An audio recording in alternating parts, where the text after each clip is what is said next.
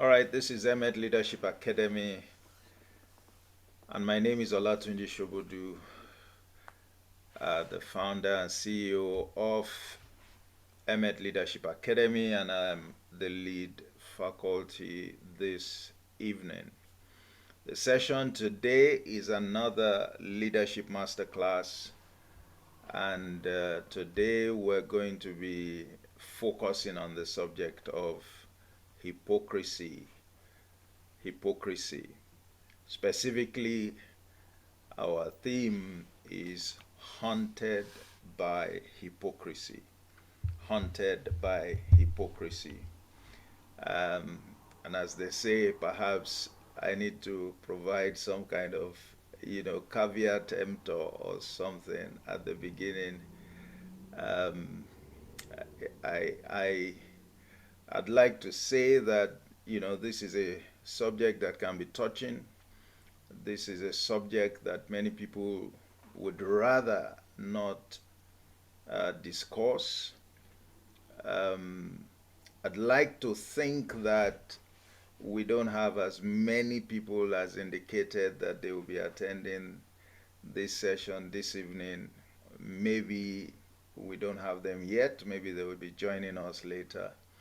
Or maybe it's because it's a Sunday, but I'd like to hope that it's not because of the subject. But quite frankly, hypocrisy is not something the average person wants to talk about. It's not something that the average person believes affects them. Everybody believes that he or she is sincere. Some would talk about authenticity, but I'm hoping that uh, for you who have taken the step to join this evening, you would see the reason why this is such an important subject matter. And leaders should not run away from the hard truth. And all I'll be sharing this evening is the hard truth. And it's a truth that every leader must desire to hear. Because, like it or not, this is one of the most fundamental things, if not the most fundamental, that stands in the way of any leader's quest for effectiveness. Is a fundamental aspect of the conduct of leadership, and it is impossible for a leader to have the desired impact. It's impossible for a leader to fulfill his or her mandate, at least as far as we know what the mandate of leadership is. It's impossible for them to fulfill their mandate when they are caught up with hypocrisy, when they are caught up with hypocrisy. And one of the things that hypocrisy does, we might as well mention it at the very onset, is that it undermines the effectiveness of leaders. Specifically, it corrupts or destroys or prevents credibility of the leader with the following or the followers. And when a leader has no credibility, then he has a huge obstacle on his or her way to getting results from their leadership efforts. When there is no credibility, the leader has to resort, unfortunately, to the use of force or to the use of other less than effective methods of doing leadership right. No leader can be effective without having the buy-in or the commitment of followership. One of the most important things that leaders do is that they work to earn the trust of their followers, because every leader needs the full contribution of their followers to accomplish their assignment. If the leader could do the assignment by himself or herself, he didn't need to have followers. The reason there are followers is because the leader cannot accomplish the task at hand alone. And if that's the case, the leader needs the cooperation, needs the support, needs the understanding, needs for the followers to fully commit themselves to the pursuit of the mandate, without which whatever result is obtained will fall far short of what is possible had the team been a cohesive team, had the team been one where the followers fully support the leader.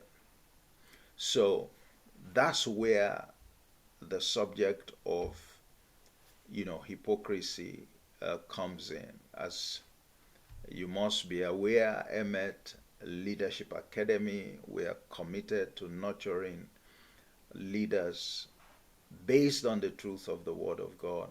We bring that perspective to bear in all our discussions on leadership, and our conviction is that that's the way to go. That's the way to build the right kind of leaders, the leaders who are in short supply in all over the world today. And I have, I guess, introduced myself. I'm passionate about leadership, its development, capacity building, competence building, with over 3 decades of rich experience doing leadership at different levels. All right, I won't dwell much on that. I'm going to go straight into the subject. Once again, please feel free. It doesn't take a class of 100 or 1,000 to make it exciting. It just takes those who know the reason that they have come and those who are willing to make the best of it. And I'd like to believe that you are all willing to make the best of this session. I certainly am willing, and that's why we're going ahead in spite of the numbers today, because this is important.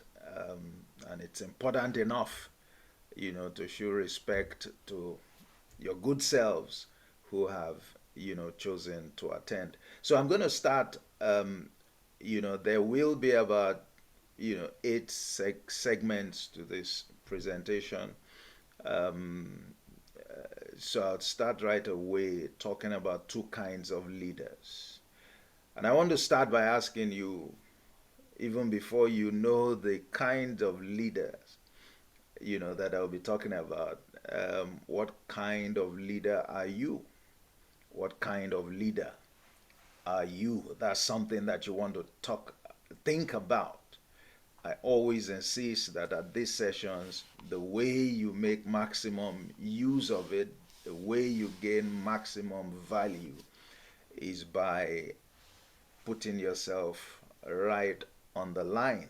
And so a lot of what we discuss, you just ask yourself questions and you're truthful to yourself with the answers. And as you do, you begin to see the areas where you can apply what is being learned.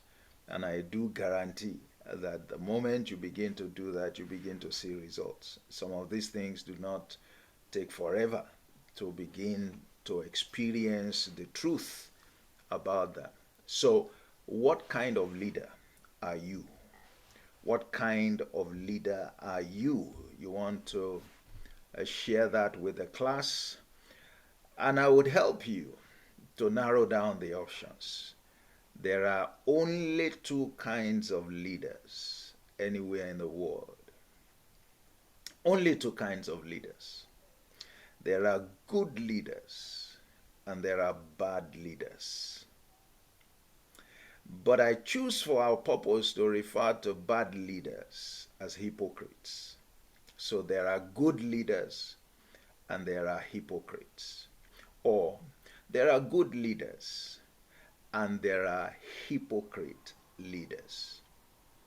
Those are the 2 kinds of leaders. Remember the question I asked, and I do so with all due respects, with all sense of responsibility, at the same time, to ask you and to plead with you to ask yourself, what kind of leader am I? Am I a good leader? Or am I a hypocrite leader? I mean no disrespect. We're discussing a very important subject, and we need to be truthful to ourselves. The leaders that the world needs are good leaders, not hypocrite leaders. And who do we consider to be good leaders? Good leaders are those who add value to their world through the people they reproduce.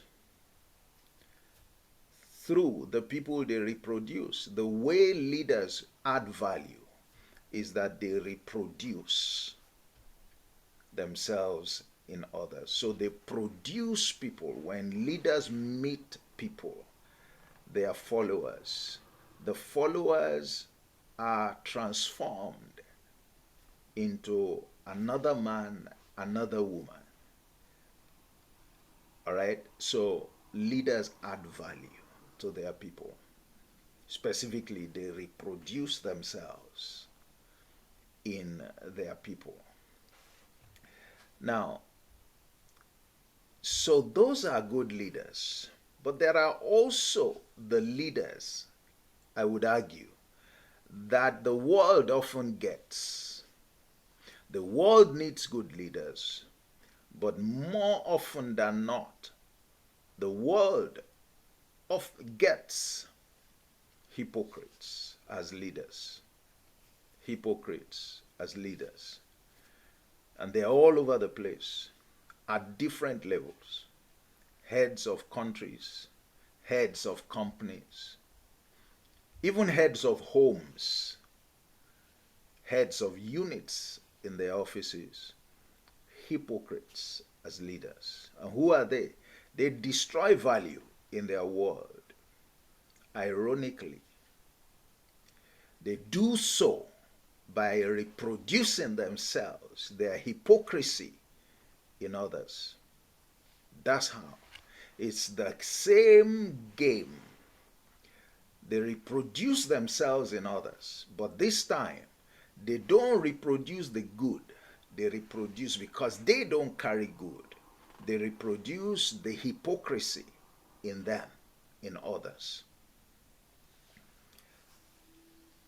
So the good leaders and the bad leaders accomplish the same purpose. They produce after their kind. Only that for good leaders, they produce good leaders. For hypocrite leaders, they produce hypocrites as leaders. That's what they do. So again, which leader are you? For the avoidance of doubt, you are either a good leader or a hypocrite. And I said in that slide, the seeming strength of your following notwithstanding. What point am I making? What I'm saying is that the fact that you have people following you, the fact that you have people reporting to you, the fact that you have people committed to you as followers is not an indication that you're a good leader. Following must not be equated with good leadership. And I would speak to that a little down the line so that you can see clearly. So leaders must be careful, that you have people reporting to you. Even if you're not forcing them, it doesn't mean that you're a good leader. That you have following doesn't mean that you're a good leader. And I would speak to why even hypocrite leaders have following. And you will see that in a bit. But let's hold on to that. So you're either one of those two. You would see also why you can easily fall into the hypocrite category, why I can easily fall into the hypocrite category when we begin to look at the details, of the character of hypocrites who are leaders. Now let's go on to the second segment, hypocrisy in truth. What it truly means,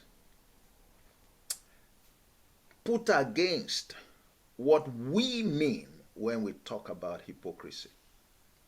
That's the interesting part. There is what hypocrisy really refers to. There is what we make it appear to be. And so there is a gap.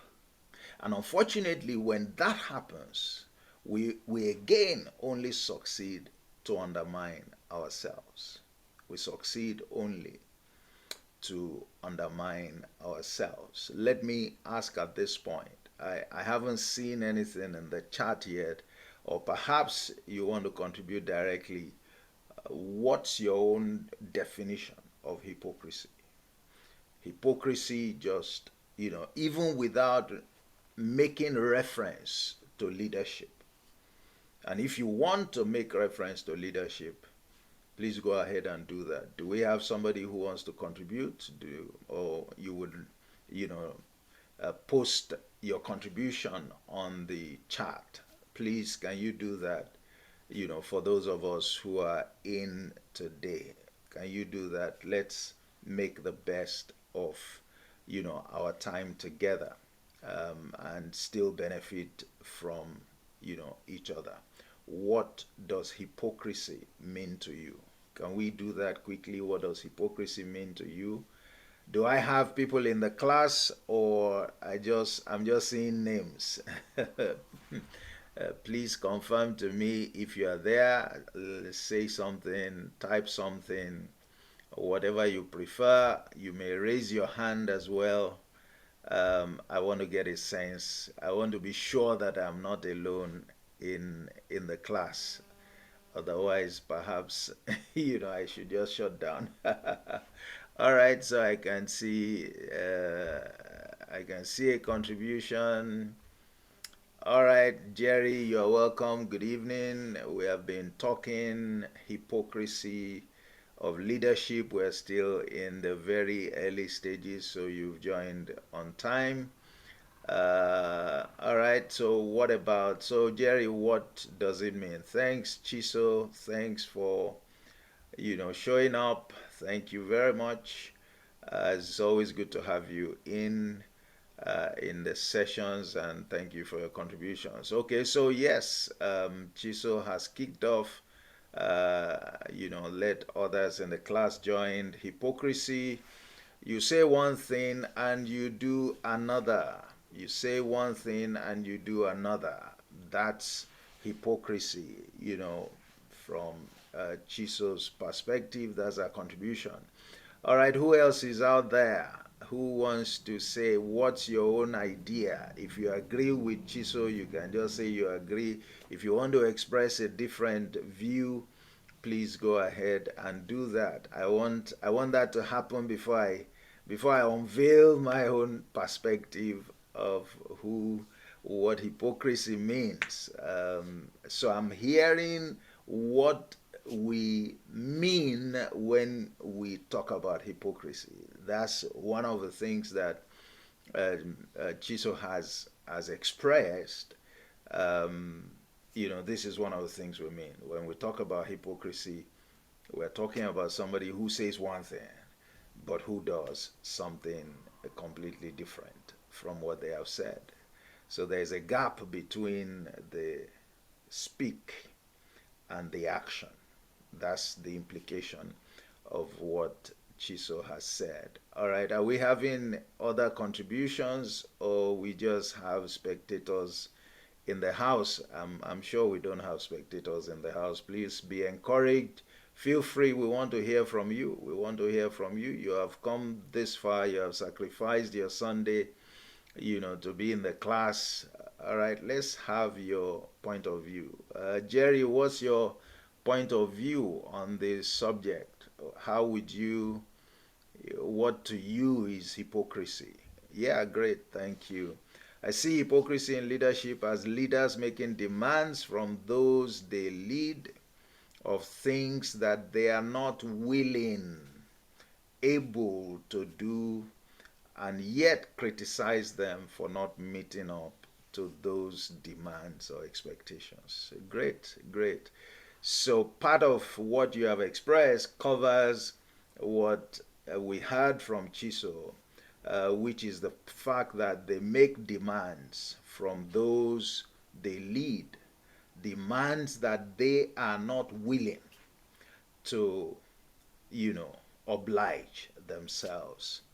Um, they ask for their followers to do something that they will not do. All right. Okay, so I see our iPhone contributor here. It would have been nice to have your name instead of the iPhone, I think, to be so that, one I can make the reference respectfully. So if you can change the iPhone, please, we would appreciate it. All right, but let's go with your contribution. Thank you, by the way, for the contribution. I go with what Chiso said. A leader not living in correspondence to what he said or promised. All right, so, we're having different perspectives now. So you say one thing, you do another, you make one demand, but you don't fulfill it yourself. Yet you are criticizing those who, in spite of your own hypocrisy, in quotes, still tried, to obey your they still try to obey your illustration. All right, great. Thank you, Mr. Ugochukwu. Good luck. I hope it's Mr. I used to know an Ugochukwu who was a lady, but pardon me just in case if if I goofed there. All right, so that's interesting. Thank you. So we're beginning to make the class what it should be, but let's examine my perspective, and please, it's a bit tricky, so please pay attention. You are right in what you have expressed, by the way, and for the most part, that's the definition that we commonly work with. My view is that that definition is limiting, and it tends to deceive us because we're then easily able to say, well, so if we make a demand and we do the same thing, then we are not hypocrites. Or if we say something and we do what we say, then we are not hypocrites. The challenge is that the manifestations of hypocrisy go far beyond those expressions. Why do I say that? So, and this is why it's important to have this understanding settled.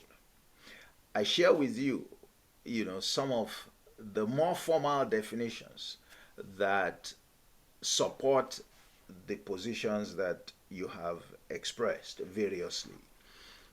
So a hypocrite is a person who pretends to have virtues, morals, or religious beliefs, or principles, etc., that he or she does not actually possess. Especially a person whose actions belie stated beliefs. So this is somebody who puts himself out as a fraud.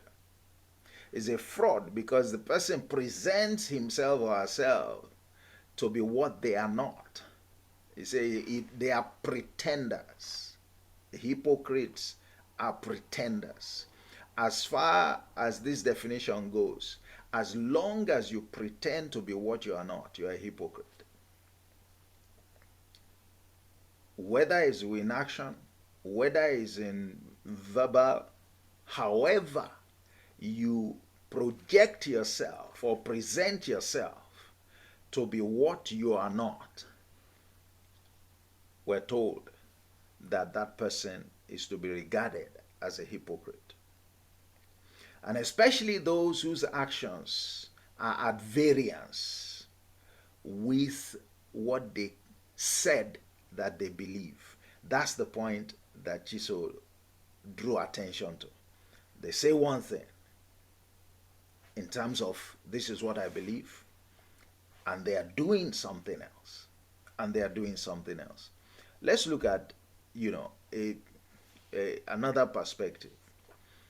It says the hypocrite is a person who feigns or again pretends to be some desirable or publicly approved attitude. It makes a representation in character or some claim, especially one whose private life, opinions, or statements belie or are contrary to his or her public statements. Again, you can see the disparity. But these are standard sort of definitions. And like I said, they are limited. But I want to share a more all-embracing and non-patronizing approach that is hitting the nail on the head practically by saying that this is the hypocrite. Is a person who does to others what they would never want or allow others to do to them. I'm sure in some way that will strike some chord with you. That definition won't be very strange, even though you didn't see it in that manner. You probably saw it from a scriptural sort of standpoint. But practically, that's what. All the definitions you talked about, they fall under this. But this goes far beyond them. This says to us, as long as you are doing something to others, to your followers, that you will never want them to do to you or allow them to do to you, you are what? A hypocrite. So whether it is saying something and doing something else, what if it was your followers that said something to you and did something else? You would never want that to be the case, but you are doing it. Whether it is putting out yourself, as something, and you are not that thing, you don't live up to it, that's not something you will want others to do to you. So, if we have this perspective on this subject, then you understand that a lot more aspects of how we conduct ourselves or the things we say, will come under scrutiny. And people who could argue that under the standard definitions, that they can't see themselves being found wanting. When you take a look at this definition, such people may not be as confident. They may not be as confident. And why is it? It's very simple. There are things you and I tend to do to others, even if unconsciously, that we would never like others to do to us. In fact, one of the areas, if you were there at the session on vulnerability, one of the things that we said was that part of the reasons that we become vulnerable is when we are served, when we are dealt the same hand that we dealt others. We talked about that concept of sowing the seed, that the things we do today can set us up for vulnerable moments in the future. Those vulnerable moments the challenge becomes our hypocritical behavior because we did it to somebody before. and we were very okay with it. It didn't even seem like we did anything wrong. But suddenly, we are faced with the same situation, and you know, we don't like it. That's hypocrisy. More specifically, then I said, using the Will Smith issue as an example, I said Will Smith was a comedian. He's been joking with people's wives and, all manner of things over the years. And he's been feeling good. And he was operating like a comedian. I mean, a comedian jokes with people. So it didn't look as if he was doing anything wrong. And Will Smith, we all would have said, oh, he's not a hypocrite. However, his time came when somebody else was now making a joke out of somebody he cared for, and he lost it. So what is Will Smith? You made fun of somebody before. Now they're doing it to you, and you're not taking it as well as the people that you did it to. It didn't look bad. It doesn't always, at times, look bad. You don't have to be a hypocrite because you did an act of wickedness. No. You only have to do something that you won't take from somebody else to be a hypocrite. Whatever it is. We talked about Mike Tyson as well. He was hailed. He used to beat everybody. Round one. All of that. So one time came, and he was enjoying it, and he was being paid for it. I mean, that was his stock in trade. He wasn't doing anything wrong, beating up people. So all seemed okay. We couldn't have called him a hypocrite. But guess what? We didn't have enough information to even make that judgment call. Until the time came and he encountered somebody that he couldn't knock out in the first round, couldn't knock out in the second round. And the person actually got the upper hand against him. And he had to bite off that person's ear in the process. Clearly, he not being able to take the hand that he was dealing to others. Hypocrisy. Hypocrisy. So bear that definition in mind. You can see my deviation. And you can see why I said it's all embracing. And that's the standard of the leader. The standard of the leader, of a good leader, is that you operate above hypocrisy. A good leader has to operate above hypocrisy. If you are not doing so, you are not a good leader, whatever the results you may be claiming to get. And you are breeding the same in those that you are leading. And we will see that a bit more clearly when we look at the nature of what we call hypocrisy. Bear in mind that definition, please, all through this session. Bear in mind continually that definition. So that's the standard. There's a standard of uprightness for the leader.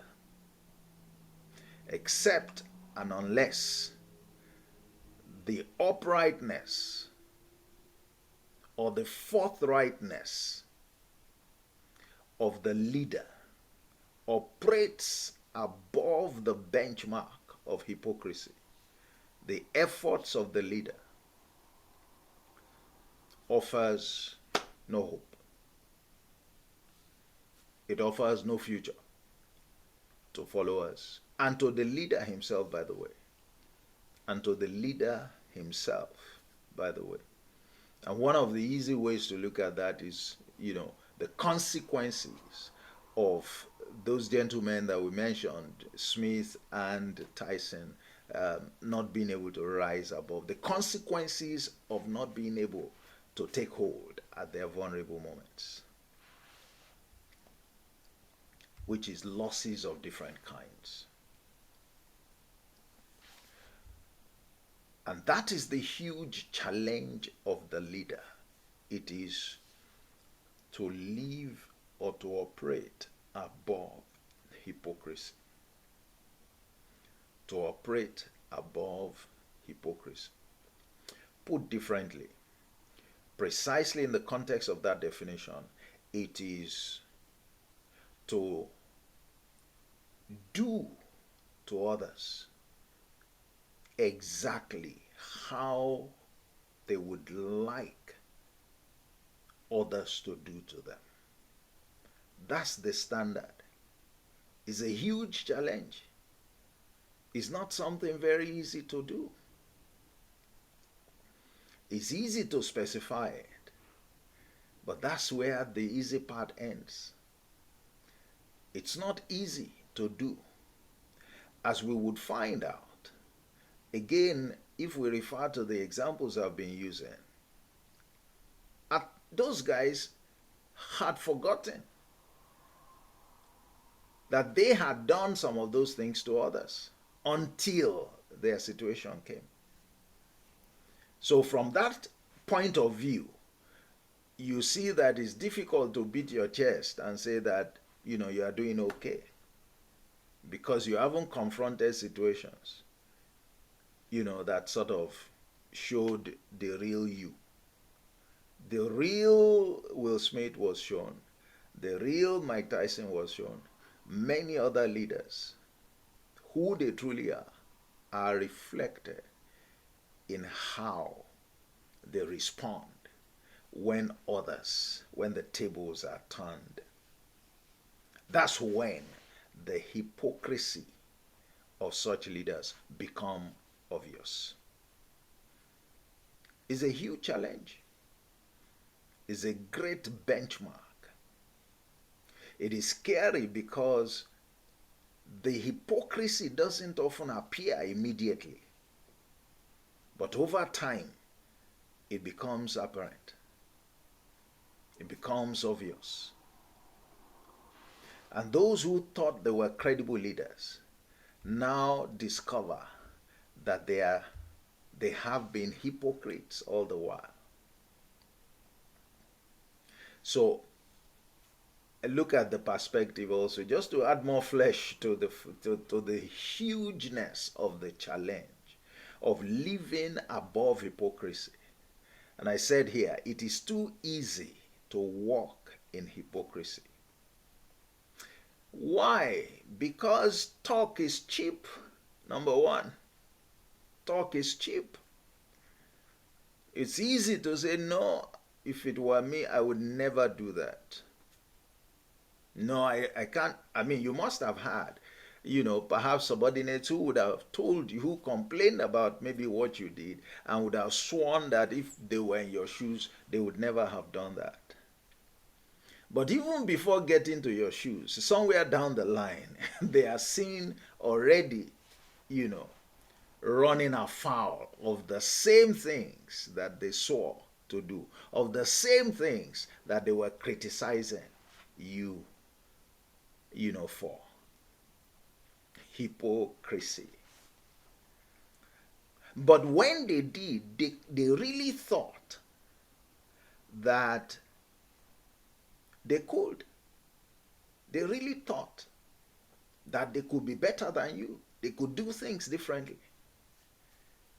It doesn't matter that they didn't know the details of what was going on, of why you did what you did.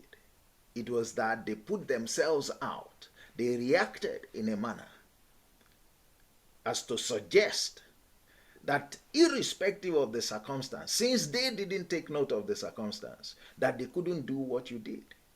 But they soon find out,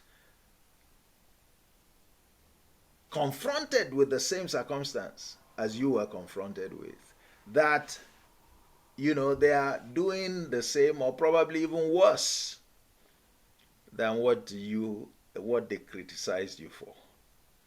hypocrisy. So talk is cheap. Second, power corrupts. Power does corrupt.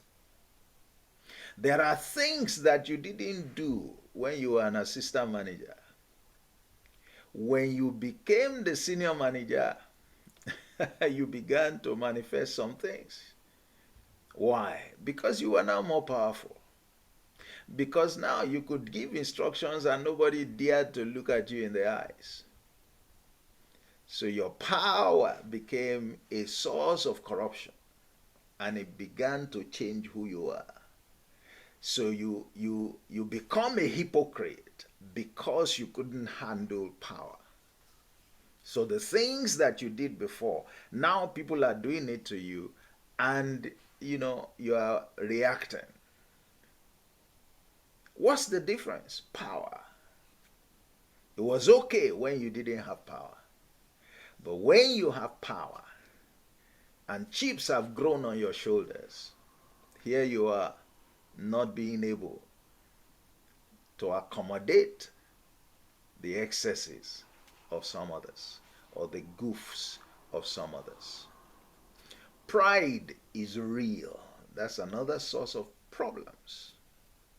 Of course, part of what the power does is to make you proud.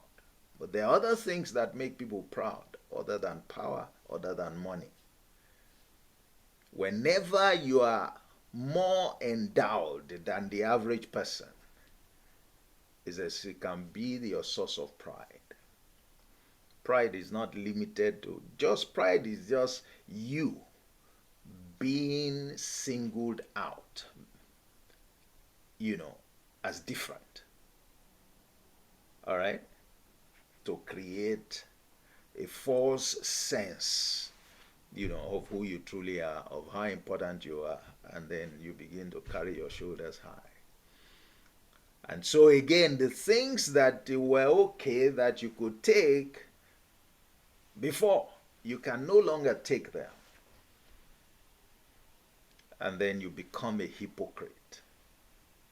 So you see, for example, that the concept of hypocrisy can be evolutionary.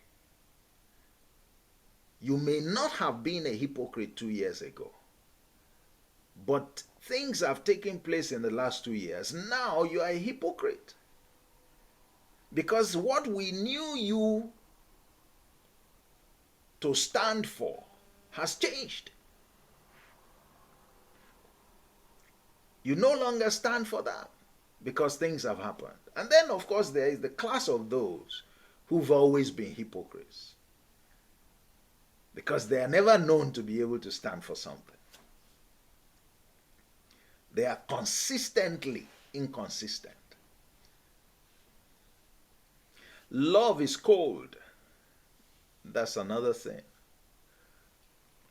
Because we're all about ourselves, and it really doesn't matter what happens to others. And I said, and self is grossly exaggerated. These are some of the challenges that makes living, and maybe indeed leading above hypocrisy, challenging. These are some of the reasons why we need to work at ensuring that we're not hypocrites. I mean, think for a moment, somebody who knew you when you were still an assistant manager. Now that person sees the same you as an assistant general manager, and the pictures just don't, they are too far apart. The person can't reconcile because a lot has happened. And his hypocrisy has taken root. Let's look at how hypocrites behave. It will give us greater insight. It might help some of us to answer that initial question better. The question of What kind of leader are you if you're still struggling with it? And I, you know, I'd understand if you're still struggling with it. You probably would all through the session. Uh, but make sure, please, to settle that. And make sure that in answering that question, you answer it as accurately as you can, because I guarantee that it will help you going forward. Being able to answer that question will help you in no small measure going forward. You want to be a leader of worth. You want to be a respected leader. You want to be a leader indeed. All right, not just celebrated. All right, out of wanting to be celebrated, but celebrated for a real impact, for doing leadership the way it should be done. If you want to, you must settle this issue. You have to settle this issue. So how do they behave? Let's look at some of their characteristics. And I would look at it from 2 points of view: who they are and what they do. Who they are and what they do. So let's start with who they are. Who are these fellows? They are bullies. These fellows are bullies. Hypocrites are bullies. When you see bullies, you see hypocrites. Remember our definition. They will not take what they are doing to others. They won't take, they won't allow it, they won't like it. What they comfortably do to others, laugh about it, see nothing wrong with it, believe it to be normal, or to be adequate or appropriate, as the case may be. So they are people who want you to keep quiet and just listen to what they say, not what they do, what they say. They don't want you to challenge them. They don't want you to query them. They are not really interested in your point of view. They just want you to do what they have asked you to do, to obey instruction. That's what they want. It doesn't matter whether you want to even help them. They don't want to listen to you. And at times, if they listen to you, they just want to listen to you for the sake of allowing you to speak, so that you won't say they didn't allow you to speak. But their minds are made up, and they are not going to shift ground. What they want you to do is what they want you to do. They are bullies. But guess what? They are hypocrites. Why are they hypocrites? Because they won't take that. They won't do that. They won't like that if somebody else were to do it to them. They won't. Remember our definition. So they are bullies. So when you see a bully, you see a hypocrite. They are vipers. They are also what? Vipers. They are slippery. They watch your moves closely. They pretend as if they are not looking at you. And even if you are supporting them, they will still bite you. They have no problems harming you. They'd like you to follow them. They would even compel you to follow them, whatever they need to do. They want you to be dedicated to them, to be loyal to them, but they have no intention of being loyal to anybody. So like the snake, no matter how good you are to them, they can bite when they have to. They can bite. It's in their character. They will bite. They have no loyalty to their followers. Vipers. They are what? Hypocrites. They're hypocrites. Think about it. You may have met some of them. You may really need to convince yourself as well that you haven't treated people like that either in the past or that you are there currently. This is why this program is there, is to say it as it is to face the reality, not with the intention of ridiculing anybody is with the intention of making us better leaders. That's what we're about at Emet. It's not about ridicule, it's about the fact that, let us draw attention to the things that are important and the things that we're willing to help you with so that you are more effective as a leader. They are vipers. Number 3, who are they? They are liars as well.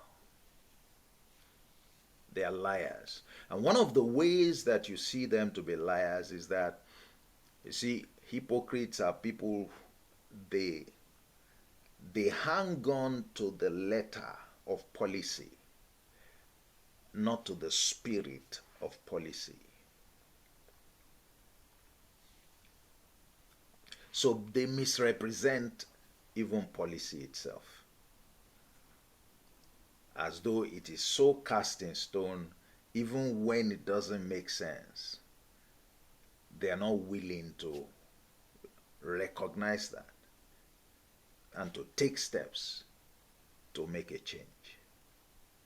They run with letter, they don't run with spirit. They don't understand that there are instances where 2 plus 2 can be 10. As far as they know, 2 plus 2 will always be 4. And they will stay on that forever. Even if it means that by insisting on that, they are undermining somebody else or shortchanging the team. So they perpetrate falsehood. They have a tendency, somebody who, when you look at somebody who also says one thing and does the other, how would you refer to that person?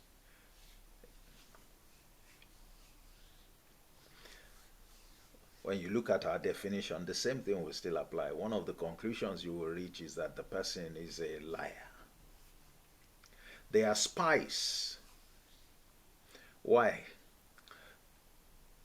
The hypocrite leader will seldom publicly celebrate you.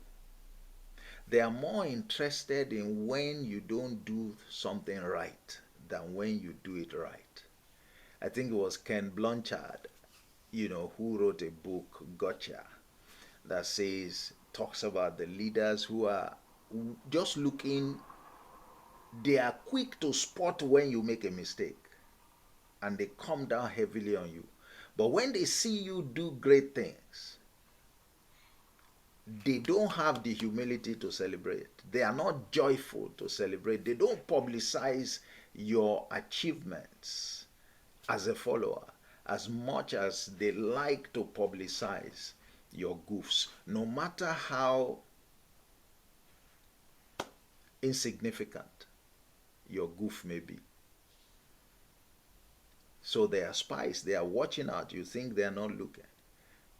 But the moment they see or hear, even if it's from a third party, that this is what you have done, they are so excited. So they are spies. That's how they operate. They are gangsters as well. Why do we call them gangsters? They don't mind joining forces with their own adversaries, people they don't like, in order to get rid of somebody else. I have seen them at work. You may have come across them. You see them now supporting somebody that they have said it in the open.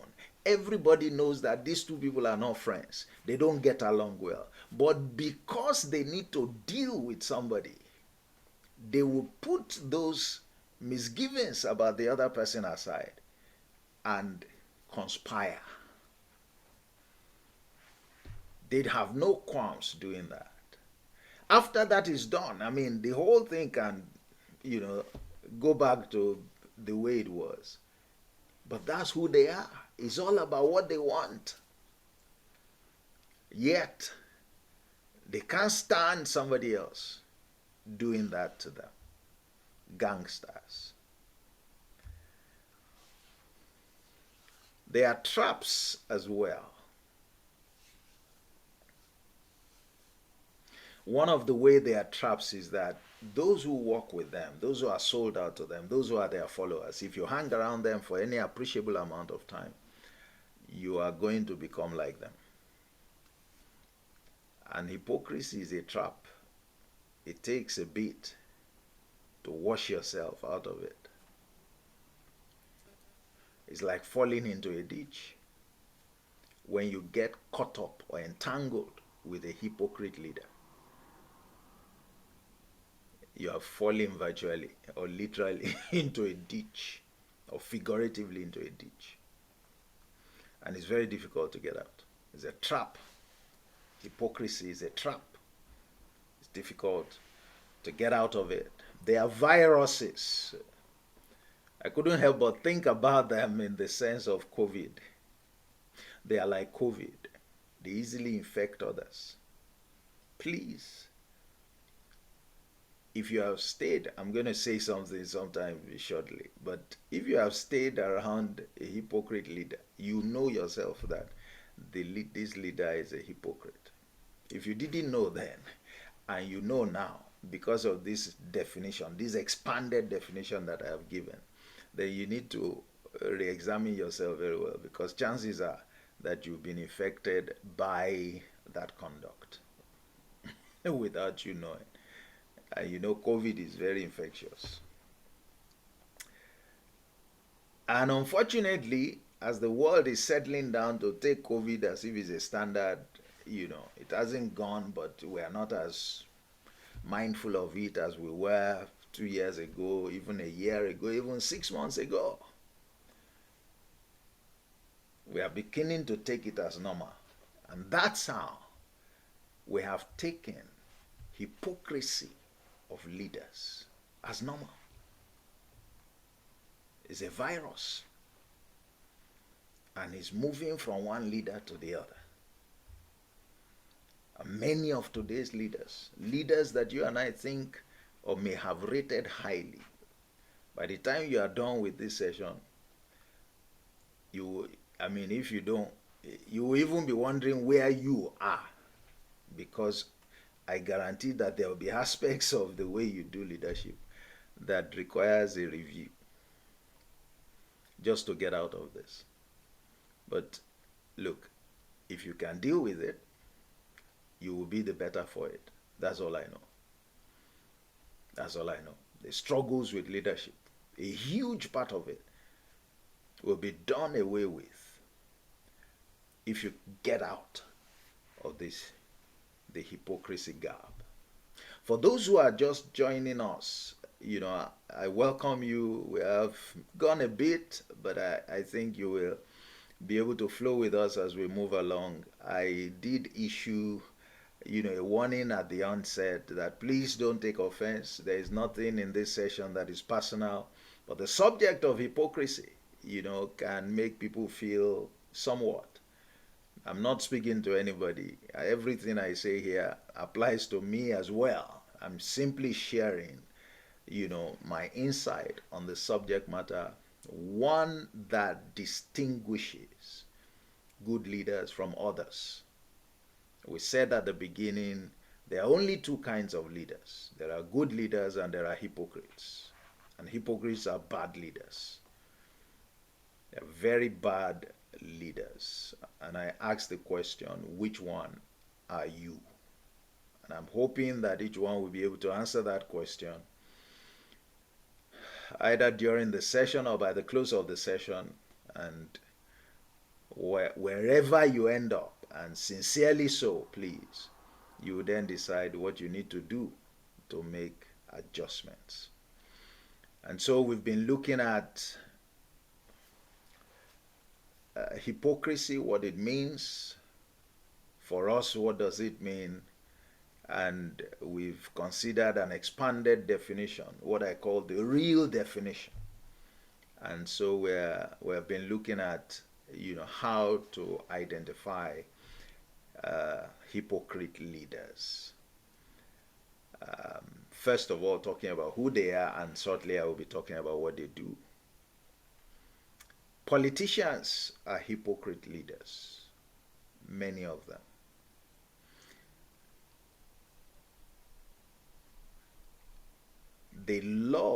Hypocrite leaders love to play divide and rule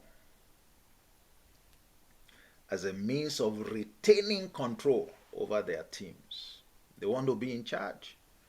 They have no tolerance for rebellion. They have no tolerance for anything that looks semblance of rebellion, even when it's not.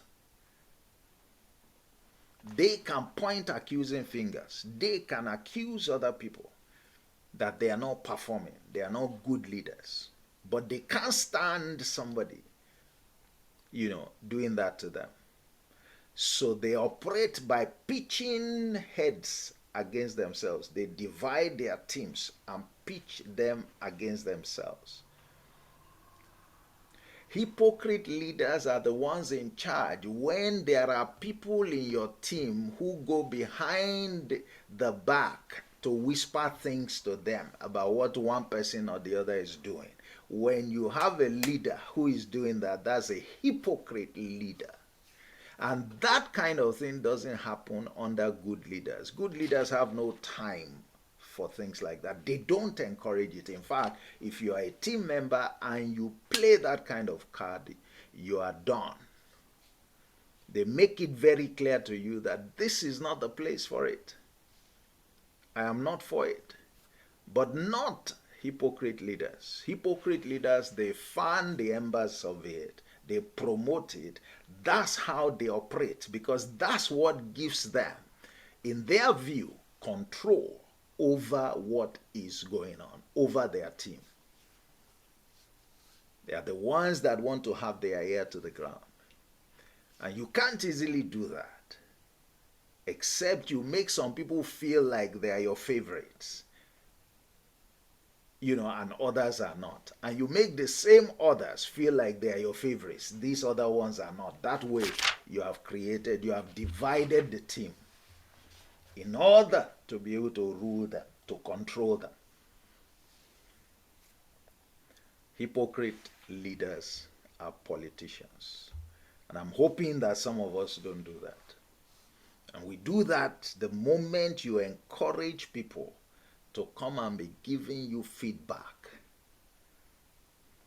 and not to mind their colleagues. And you can't, at a meeting, mention, you use the information, but you can't mention who gave you the information. That's hypocrisy in action. Hypocrites. Hypocrites. Hypocrite leaders are also critics. They are world famous for criticisms.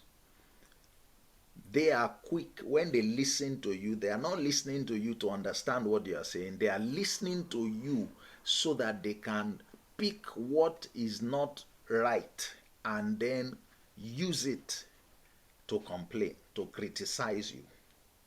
If you use where you should use is, if you use when where you should use why, that's what they see. That's what they hear in what you have to say. They leave the substance.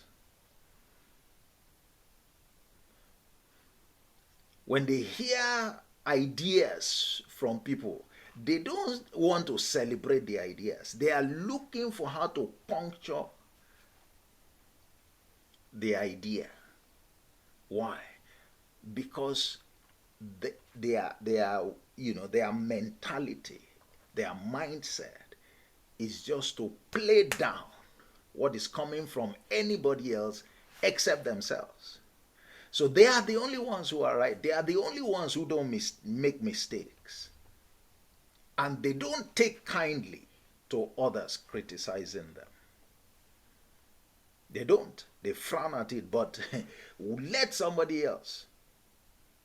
And they express it at meetings. You hear them. Before somebody will finish, they are already picking holes. Somebody makes a presentation, instead of first celebrating the effort and all of that, they go straight and they begin to shred the thing. But if they were standing there and somebody were to do that, they flare up.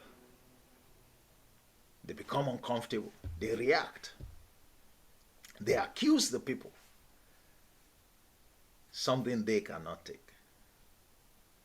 But they find easy to do to others. Critiques.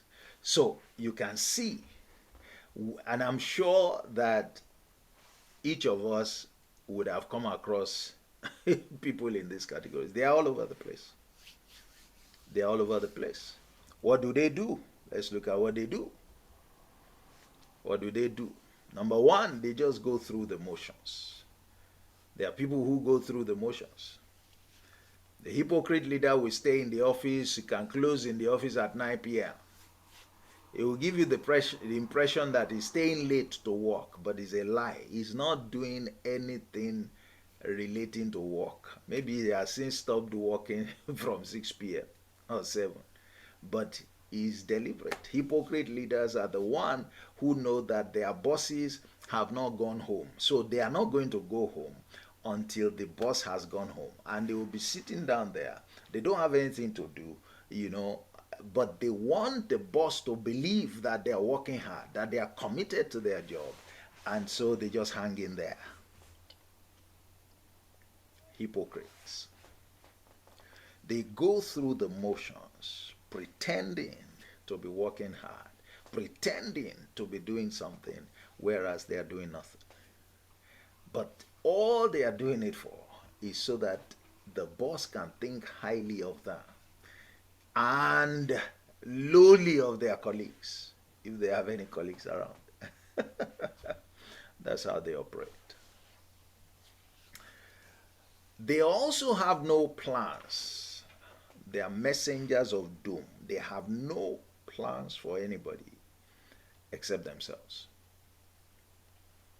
And they certainly loathe the idea of their followers turning out better than them. They would rather make their followers worse. They would rather ensure that their followers remain incompetent, even after many years of being with them. Even after many years of being with them. They are not the kinds who would easily recommend their followers for overseas training, for example. No, even if that person was like their superstar. They are the ones who will give excuses. That the company we need to spend. The company is not spending money now on training. No, the company is not. But the same people can be sent on training in the same financial year. And they can very conveniently explain why their own case is different. But they won't do it for somebody else. Hypocrites as leaders. Hypocrites as leaders. I'm sure you have many examples of scenarios like that. They have no plans for somebody else. If they do something good for you, you better be sure that there is something in it for them. They are going to gain out of it. They don't do anything for anything. When they do something and make you feel as if they have your interest at heart, you will soon discover that they did it because of what you can see, but they know that it's going to serve their purpose.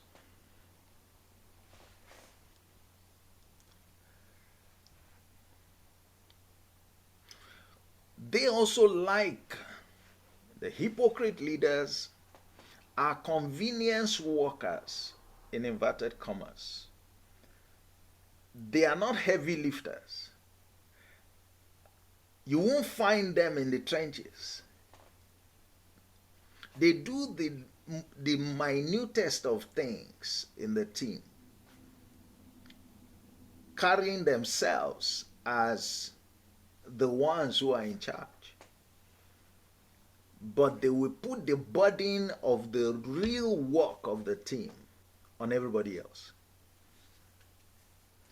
And make it look as if supervision is a big deal. And even at that, with the supervision function itself, they drop the ball. Convenience. Convenience. But they know how to dress, they know how to show up here, they know how to show up at meetings, they know how to look, they may even know how to speak, Queen's English perhaps. But when you look at their contribution, what do they do practically? You can't find it. Relative to what the substance of work is in the team. They're hypocrite leaders. Hypocrite leaders. You also have them, as they can be over the top in terms of appearance, in terms of all those things are important. I mean, you need to look presentable, but excessive. They carry themselves somehow. They, excessive. Excessive. And they do it not all the time. They do it just because they want to be celebrated, just because they want to be acknowledged. That's why they do it. One of the things that gives away hypocrite leaders is the motivation behind what they do. If you look beyond the appearance to the motivation, you will see that they are just, hot hair, as they say. Hot hair. Hypocrite leaders. They're all over the place. They are mouthy. I thought to use this word. They talk. They know how to talk. I mean, we have had contributions. Please don't stop contributing, even if it's just stating what you agree with. If you have examples of some of them, please share, in the chat. And if you want to speak, please just indicate. We were told that they are the people who say one thing and they do something else. But they can talk. They can talk. But much of what they say, they don't mean it. If they ever celebrate you, be rest assured that they don't mean it. The moment you are not there, they will talk the opposite behind you. That's how. And it will surprise you that they are everywhere. Even professionals, corporate, men and women. They do it. Hypocrite leaders. Hypocrite leaders.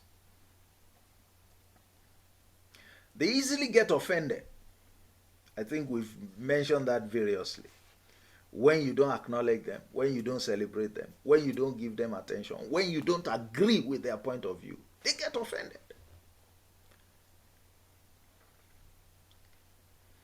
And they can take it out on their team members. And when they do get offended against you, be rest assured that they will come back at you at some point. Even if they tell you that they are forgotten. That don't worry. It's a lie. They never forget. They will find an opportunity sometime, someday, somehow to vent that offense. And they will pretend as if they are forgotten. And even when that time comes and you say, sir, but I begged you when this thing happens, why are you now doing this? They say, no, that's not the reason. Why are you linking what is not? No, it's not because of that, it's just because of one thing or the other, blah, blah, blah. It's a lie. They're hypocrites. That's how they operate. That's how they know to operate. They are double standard people. They come down on you. We've talked about that, but here we are talking about how they act. You want to identify them. Let them do something. Maybe they made a mistake. And the mistake came back. And they discover it. They find a way to just brush it aside and all that.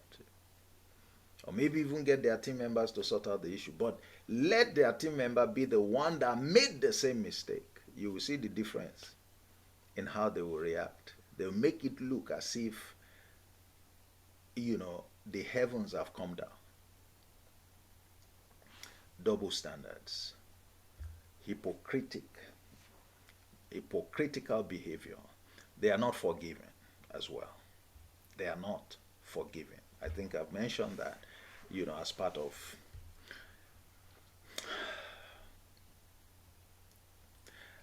They are vulnerable in one important area. We have also mentioned this again for those who may have attended the Leading When Vulnerable session.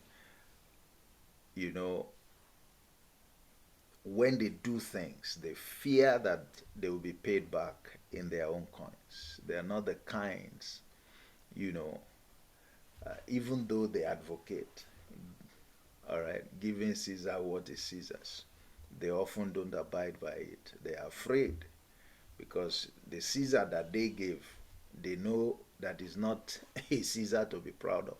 They don't want to be at that receiving end. And so they live in that fear. They are rebellious. When they see good leaders, they are threatened. They feel inferior. And they begin to look for ways to undermine,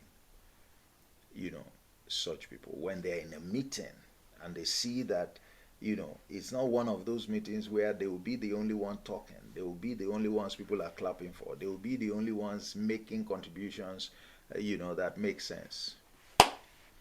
They will react, and start picking holes, and start misbehaving, even if they have to be rude towards the person. They think about today. They are not people that plan for tomorrow. It's just about what they get today. It's about what they accomplish today. It's about today's, pride, today's acknowledgement, today's attention. They are also a mean set of people. They are not people who ordinarily want to help you, except, of course, there is something in it for them. They don't easily forbear as well. They don't easily forbear. And if they forgive, they don't forget. They are people who look for faults. They are corrupt themselves. They are corrupt. And this corruption doesn't mean that they collect money. Yes, some of them can collect money before they do things for their subordinates. That may be the way that some subordinates will get ahead under them. But when you do something contrary to what you preach, is corruption. It's corruption. All right? And affecting the lives of those who follow them is also corruption, because they are not sowing good seed into the lives of those who follow them. They are making those who follow them worse, hypocrites than they are. They corrupt people's lives. And they are often referred to as the blind who are leading the blind. And so they lead people to fall into the ditch. And when you fall into the ditch, they are trying to get themselves out, not so much trying to get, you out. They are not people who hold themselves up to take responsibility when the team goes. They want to point specifically at individual members of the team, who needs to be held responsible. You can see leaders don't do that. A leader who tries to do that is a hypocrite. Because, for all the reasons that we have said. All right, so what I've said here is that I wanted here to make a very important note that, well, a discussion like this is a difficult discussion, to have, but I felt very strongly that this needed to be discussed. And when you do have it, it's possible that we go through all of those, who they are and what they do, and we have the tendency to think that, okay, I'm not corrupt, I don't criticize, I don't do this, I don't do that. But my point is that if it's only one that you find yourself affected by, if you situate yourself today in one of those plenty of buckets, then you have this problem to address. Because we're not describing the hypocrite as somebody who has all of this at the same time. You can look at least one of these attributes, then the person qualifies, is so that we can face the reality. I mean, you don't have to be affected, but if you are, let's face up to it and let's deal with it. What are those things that motivate hypocrisy? Does anybody have any questions? By the way, the class is a bit quiet, or any suggestions, or what is it that strikes you? Can I ask you to please say something either by the chat, or if you want to speak? Do we have any contributions? Do we have any Okay, sir. contributions? Yes. All right. Good. Just to say something, perhaps it may trigger some conversations. All right. Great. What I've discovered many a times is that when this issue of hypocrisy is occurring in organization, Yes. I will rather trace it to the leader. Yes. Who, as one way or the other, encouraged it, or a leader that people have told the truth in times past, but have refused to accept the truth. Yes. So people want to remain in the good books of the leader. Permit me to use a political example for better understanding. Yes. If you have a governor, so let me use a governor, for instance, and his aides have told him certain things in times past, and perhaps while the other aides were watching the one who told him the truth, the one who told him the truth got sacked the following day. Others who are on the team do not want to be sacked. Yes. And so they will rather want to tell the boss what will make them remain in the good books of the boss. Yes. So will you blame the people who have decided to tell the boss what will, not everybody has that courage. Not everybody is ready to go out there to be looking for another political appointment. Yes. So, I'm intentionally using a political example. So for that purpose, the others who do not want to lose their job keep telling the boss, sir, you are the best. Oh, the boss asks, the governor asks in the ESCO meeting, what are people saying in town? Boss, you are the best governor that has ever ruled this state. Because the man who told him that, sir, people in the southern part of the state are saying we are neglecting them, we are not doing enough. The man lost his job 2 days after. So this is one of the things that fuels hypocrisy, fuels eye service, and what we may also call psychophancy. So maybe what I will want to say is, what do you expect the others to do? Should they go ahead and lose their job too?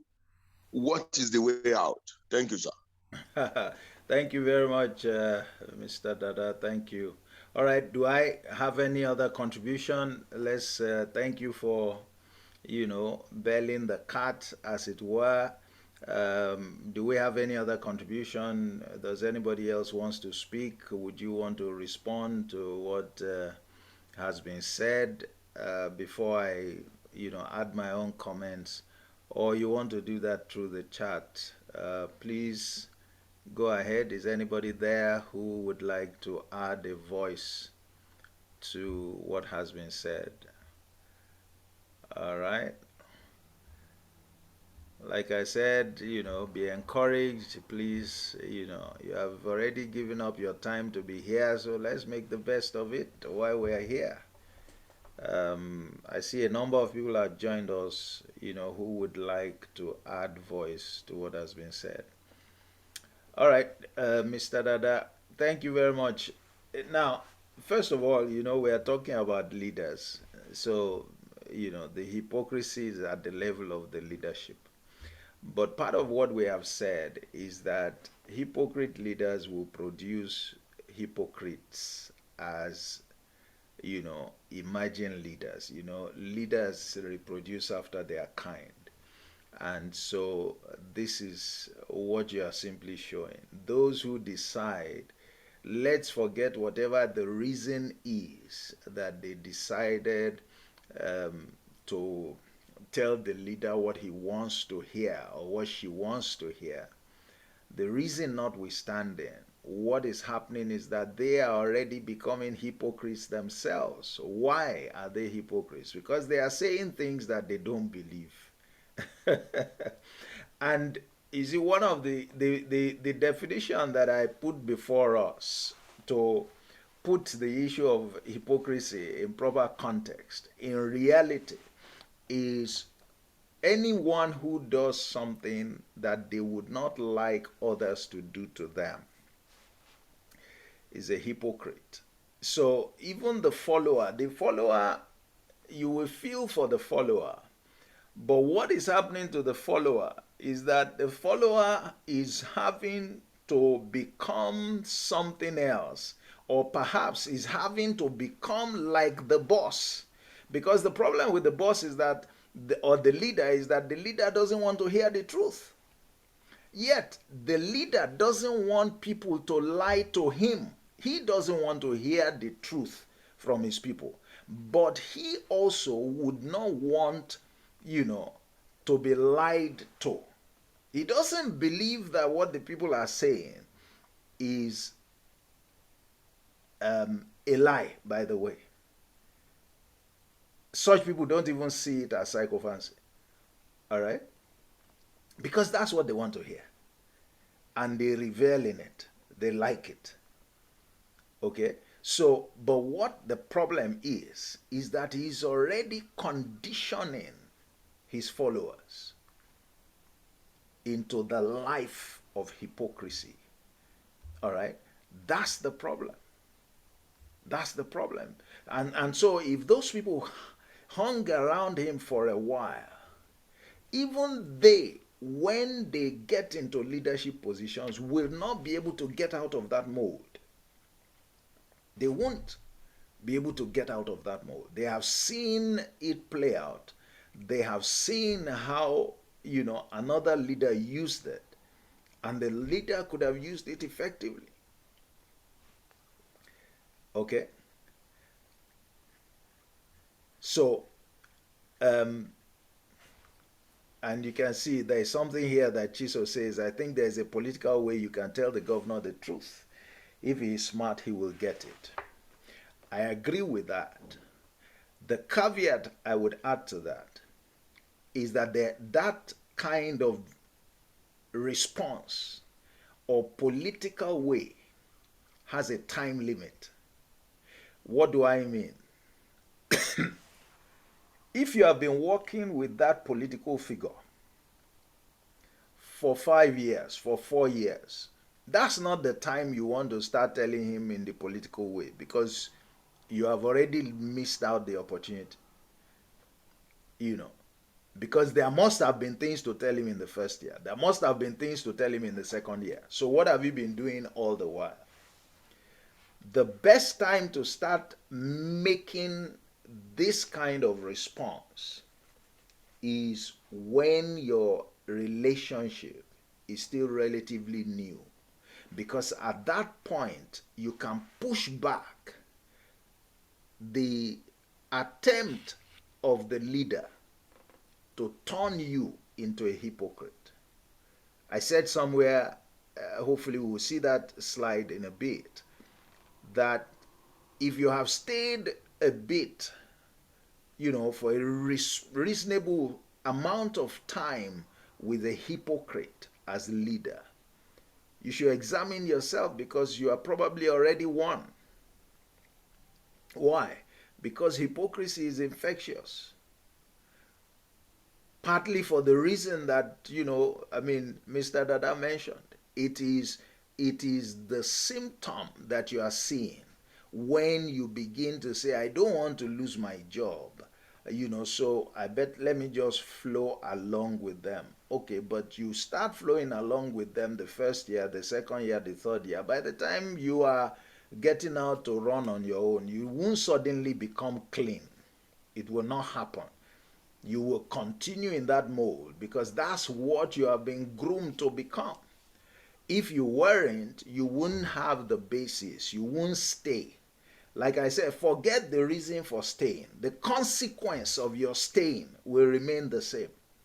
So whether you stay because you don't want to lose your job or for whatever, or because you like it, the consequence is that you will become a hypocrite with time, as long as you remain under that umbrella, under that hypocrite leader. That's it. Hypocrisy does not leave the follower the same. Hypocrisy is likened to yeast that is thrown into bread. There is no way you put yeast, however little, into dough that it leaves the dough the same. In no time, all right, or over time, every part of the dough will feel the effect of the yeast. The yeast will take control of the dough and determine the nature of the dough, as small as it is. That's the thing with hypocrisy. And that example is classical. I don't want to say this man won't hear the truth. Let's just tell him what he wants. Yeah, I don't want to lose my job. I don't want somebody to. But so you start telling him what he wants. At what point are you going to draw the line? Before you know it, it's too late. You have become one of them. He's taught you basically how, to become one of them. And even when you come out from under that umbrella, you can't do any differently. All right, so thank you. What motivates this behavior? Inadequacy of leadership training is one of the problems. Some people are assigned leadership responsibility prematurely. And when they do, the weight of that responsibility tells on them. They will make promises that they will never be able to keep, that they don't have the capacity to keep. And before you know it, they are already being seen as hypocrites. Ignorance is another. The full extent of what hypocrisy is not widely accepted, is not widely known to many. It's one of the reasons I've tried to cast or recast that definition, to show that it's not just about saying one thing and doing the other. No, it goes far beyond that. The umbrella is a lot broader. The issues, and you can see, look at all the things that we looked at, the kinds of people, the kinds of characters that we looked at. Look at all the, activities, the things that point to people who are hypocrites. You can see there are people who would ordinarily not consider themselves to be hypocrites until they look at that list and in relation to the definition. And then you begin to see that, wait a minute, I think I have some adjustments that I need to make. So when there is ignorance, one of the things that it would do is that you won't even consider your behavior to be hypocritical. And it doesn't make it any less so. Then there is the concept of, the personality or the personality drug. All right. And that's, basically talking about who you want to be, what you want. I want to be the smartest. I want to be loved. I want to be, celebrated. I want to be, these I want to be. Those are the things that, will give you satisfaction or fulfillment. Okay? Now, when they are not being fulfilled, when those things are not happening, it can create a challenge. And then it makes people become, hypocrites, making demands that they can't keep, doing things that they won't take from others. We have seen how it makes them vulnerable, where you lack resilience, how that in certain circumstances, you know, you have made promises and things happen and you cannot hold up, to fulfill them. Pride, when you lack humility, you come to believe that you are above certain principles, that the principles only apply to your subordinates, it doesn't apply to you. And so you can make demands that they must comply with, but you do have no intention, of complying with it. Pride often leads to that kind of situation. We talked about it earlier also, when I drew attention, making the statement of why hypocrisy is a huge challenge. It's a huge challenge. Nobody should make any mistake about it. It's not something you can easily beat your chest and say, no, I won't be caught napping. No, because circumstances change. You may not have been one, but you may become one because certain things have happened. Power being one of them. Focus on the wrong set of priorities also can create, a challenge for hypocrisy. It can be a source of challenge when people major on what is minor and vice versa, when they neglect the true priorities of leadership. I spoke a bit, I think I spoke quite a bit on that at the last session, Lead Smarter, that we had, I think, earlier this week. Then, of course, there is the problem with obsession with self, your self interest.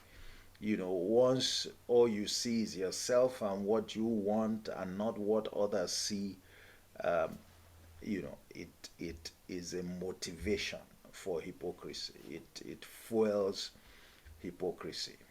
Now, I want to deal with something that's interesting. You would ask, but hypocrites have followers.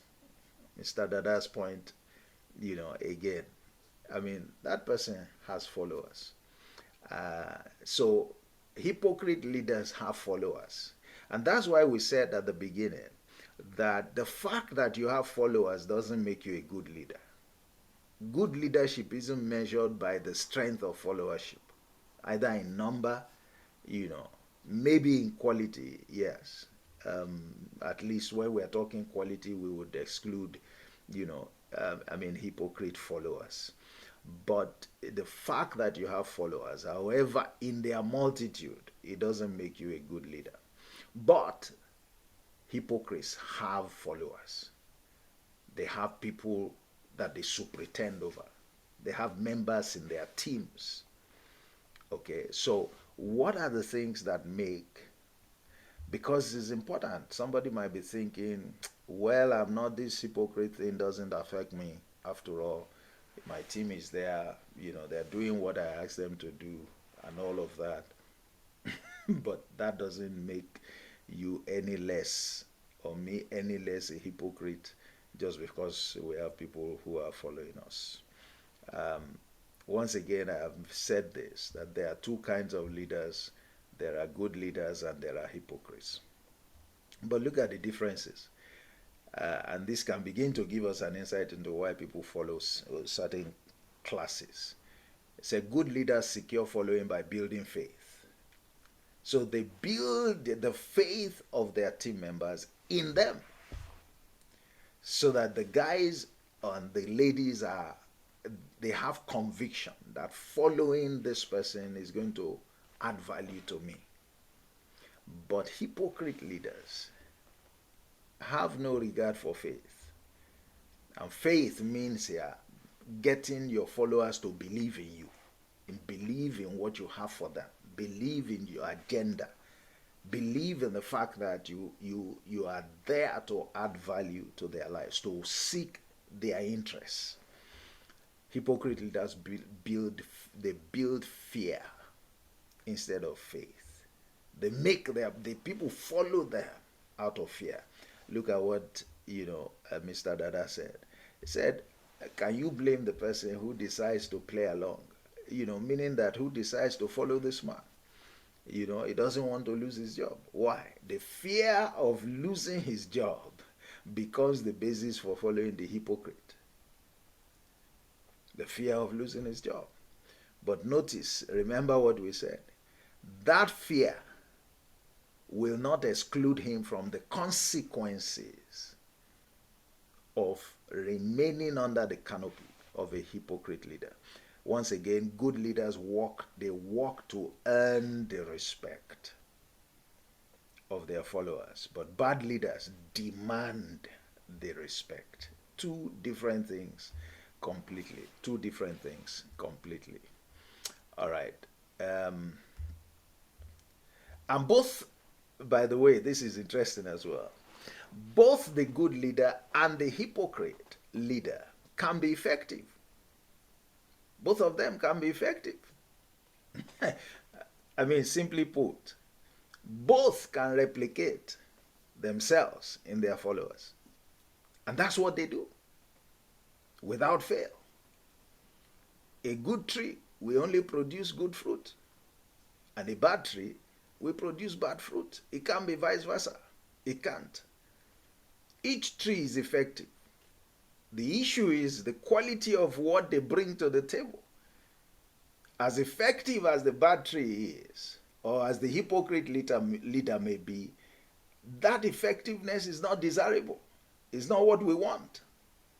The effectiveness of the good leader is what counts. But make no mistake, because we can get things mixed up and think that because some people have worked under some characters, and they are no longer hypocrites because we can point hands, identify people who have worked with them who have also in high places. No, the problem is that they can be in high places, but they are not good leaders. They still remain hypocrites because they were groomed by a hypocrite.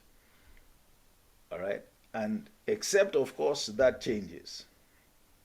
That's who they will remain. And that's who they will go ahead, to produce. So good leaders make their people better and greater than they are.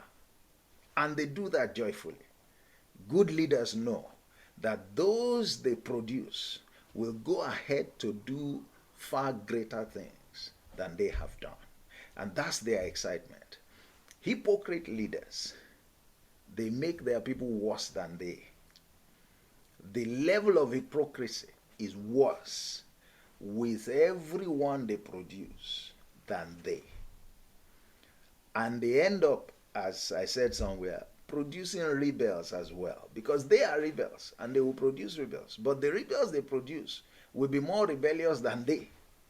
And it has to be like that because notice, they don't want to share their glory with others. But you have also produced people who also, like you, don't want to share their glory with others. But they will be more desperate than you because, one, they are younger, and so they have more time, all right, in their lives to enjoy, their so-called status as leaders.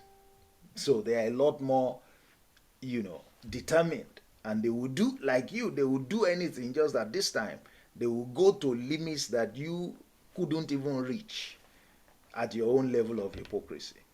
Those are the dangers, of hypocrisy. So they will be deadlier. Whereas for good people, they produce better leaders. For these other ones, they produce leaders who are worse than they are and deadlier, in terms of the kinds of things that they can do. So you look at some of those things that we talked about hypocrite leaders doing, and you can just picture those they produce doing far worse of those things than their leaders. Okay, so Uh, so you see, hypocrite leaders deceive people into following them. We're talking about why do people follow them. That's one of the ways. Their stock in trade is pretense for the purpose of deceiving. So they deceive, they do whatever they need to do, all right, to make you feel comfortable, and if you are not feeling comfortable, to make you feel fearful so that you can follow them. They are hypocrites, all right. Um, I mean, hypocrite leaders will appreciate them, so they will follow them. So, presumably, they appeal to hypocrites like themselves, hypocrite followers. So, that should be fairly piece of cake, because those hypocrite followers can see value in them, um, and so they won't have a problem following them. They can intimidate you into following them. These are the kinds of people who use their authority at the slightest, you know, as at the slightest show of rebellion or resistance, from the follower. Um, we talked about them being bullies and all that. They can strong harm you into following them. They basically propagate fear. So the people will have to follow them. In quotes, they are knowledgeable. And I say this I put it in quotes in the sense that they have a lot of knowledge. All right. The only problem is that they are more driven by the letter of what they know than by the spirit. So they are not open to the reasoning behind principle. They are not open to the fact that 2 plus 2 or 4 plus 4 may not be 16. In certain circumstances, it could be 1,000. They just they know 4 plus 4 is 4. They have known it forever, and that's what they want to maintain. Nothing else can change that. And so, some people follow them because they think they know. I mean, what they are saying appears to make sense, and some followers don't know any better. So, again, they highly rate these fellows because of what they know, whereas what they know may even be obsolete. You know, they are traditional in the sense that they advertise experience as if all experience is relevant. Not all experience is relevant. Not all experience is value adding. Okay, but there's a way you can project yourself as a man or a woman of experience, and I mean, naive people will follow you because they have regard for experience. We have been here before. I mean, we were here when, from the days of the original owners. We were here when First Bank was First Bank, and that kind of stuff. And so they tell you a lot of things, and those who are carried away by that, will give it to them. They would accord them that respect or that status of people who are leaders indeed, when in fact they are just hypocrites. So they get followers that way. The other thing is that they are very common as well. If you are in the midst, I mean, you see a lot of hypocrites who are leaders, and if they are common, then it looks as if, that there isn't a problem with them. It's like interacting with a lot of fake, and there is scarcity of the original. I mean, before you know it, people will easily adopt the fake as original without knowing that it is fake. The world is is full of a lot of hypocrisy, and hypocrite leaders, and they are being passed for good leaders, and so people follow, and people follow. And like I said, I mean, as long as they are effective in reproducing after their kind, they simply make the problem a lot more intractable. Uh, the other thing they do is that they are easy to beat their chest, to profess that they are leaders. They are the ones that carry the titles on their head. They're the ones that carry the authority on their head. And they don't have any problems, letting you know exactly who they are and what they can do, and of course, they can mislead people who do not know better as well. Let's just give it to them. He's the one that has been put in charge. Let's cooperate with him. And, there you go. They have followers. They are persistent as well. If they come after you, they can be very persistent. They don't easily give up. Just like they don't easily forgive when you cross their path. They don't easily give up as well when they are looking for something. The intensity of their pursuit, can wear out some people. And that way, they also gain followers. They are dangerous, they can be vindictive, they are dangerous, and so people don't want to cross their path. Partly what, again, going back to the illustration that Mr. Dada gave, yes, that person may not want to lose his job. In some cases, that person may not want to lose his life as well. And so knowing the kinds of things that the leader can be up to. And since you have used politicians, even though, they are not the only ones, but you did qualify that example, and I agree with it. Yes, is that's a reality, and people will follow them because of that, because they just want to avoid, risking their lives for nothing. All right, what are the dangers of hypocrisy? Why is this such a big problem? And I want to quickly address the issue of the fact I have made reference to this, but that is considered to be leaven, is used as, the illustration. For example, a Bible perspective to hypocrisy is that is like yeast. Leaven is yeast, and you know what yeast is.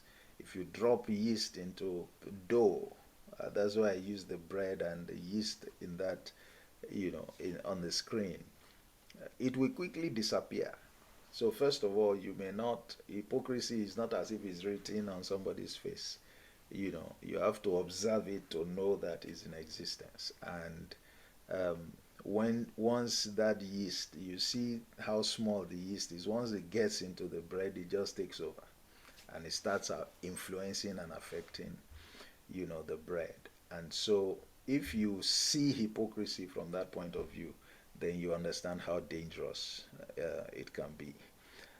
The truth, however, is that both types of leaders have the same effect. The good leaders are also yeast, all right, to the lives of their followers. The only problem with the hypocrite leaders is that that is yeast that doesn't serve a good purpose. But both of them have the same effect. So it is the one that doesn't serve a good purpose that you have to beware of. That you have to beware of. You don't want that to get into you, because once it gets into you, it will be difficult to take out. It will be difficult to take out. Um, um, and for this purpose, the yeast refers to the principles, the values, the virtues, the beliefs that the leader transfers to the follower. That's how it is done. That's how it is done. It is that mindset, that manner of getting things done, of thinking, all right? Those are the things that are transferred in the interaction that takes place between the leader and the follower. That's how, all right, followers are influenced by their leaders. So, and it's infectious. It's infectious. It's made more infectious because a lot of how that takes place is through the words that those leaders speak. It's through the words that those leaders speak. So it is the principles, the values, the virtues, and the beliefs, of bad leaders that is referred to as, hypocrisy, because they never, all right, live out those things in a way that if people were to do the same thing to them, they would be happy, or they would easily embrace it, or they would not, react adversely, or they won't react adversely. That's the danger.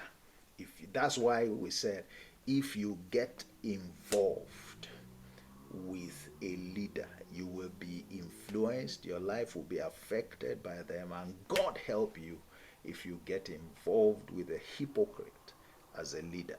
You can't escape that, influence. You won't be able to escape that influence. One would actually turn out worse. This is where I shared the slide. If you have served under a hypocrite leader before, for any appreciable amount of time, you are now one to, almost without a doubt, and it's time to run a check on yourself. You may be doing that already. Just to mention here that what hypocrites end up doing, is that they produce hypocrites also, and those hypocrites become rebellious, and so you find hypocrisy hunting the hypocrite. That's where I got the title, for the session from. That the leaders that hypocrites produce will hunt the leaders. And we may be seeing some of that already in the Nigerian landscape now, in the political scene. Um, but that's not part of my mandate. How do you overcome? And I'm going to stop, with this section. How do you overcome? How do you deal with hypocrisy? It's all about bridging gaps. And some of those gaps are the gap between self-interest and the interests of your people, the gap between talk and action, the gap between what your standard is and what their standard is, the gap between letter, and spirit of policies, the gap between tradition and reality, or contemporary, trends. And some of the ways you need to do that is through self-awareness. A deep knowledge of self is important, so you don't commit yourself to things invariably that you don't have the capacity to live up to. You know your limits, and therefore you don't misrepresent yourself. You don't ask people to do what you can do, or what you won't be willing to do, and vice versa.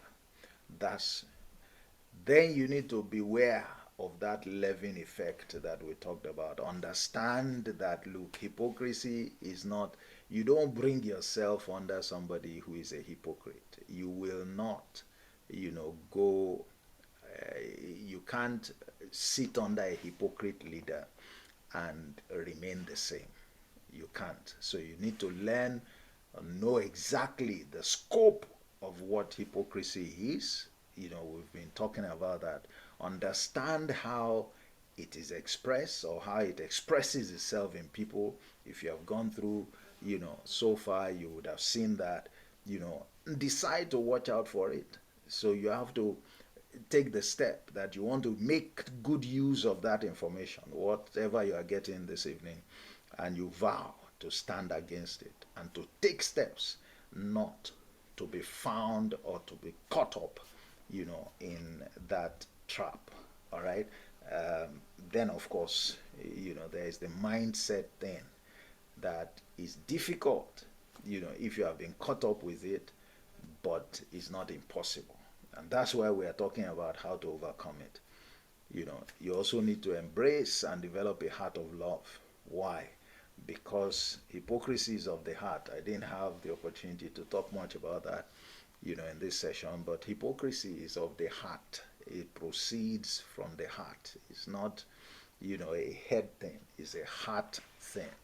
Um, and then we talked about righteousness, the benchmark, that your righteousness needs to be above the level of hypocrisy. And there are three elements of that, for this purpose. One is to live a principled life. It's a principle driven life. Commit to certain principles and have a structure for living your life according to those principles. When you do that, you are not going to be found wanting on the basis of those principles, because that's how you live your life. Then, of course, the leadership priorities. I did speak about that also, talking about the weights, and I'm going to be speaking in greater detail, about leadership priorities and the weight, how to carry the weight of leadership over the next 5 days. For those who may still be interested, that program is we'll be holding it between 1 p.m. and 2:30 p.m. every day, beginning from tomorrow to Friday. At the close, I would put the link below for those who may be interested. The cost is 25,000, but 1.5 hours every day for 5 days. I'm sure you understand that that's peanuts anyway. So leadership priorities, and the third element is to develop passion, and not just passion. See what I wrote here. Develop passionate intolerance for wrongdoing.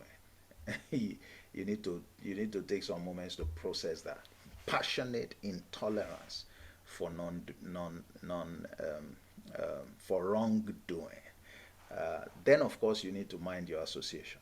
There are three categories of people you need to stay away from. Scorners. Those are people who ridicule your commitment to an upright life. They ridicule your commitment, to they see you as being so uptight about this hypocrisy thing that, look, if everybody does it, I mean, how can you really prevent it? If I said it, I said it, so what?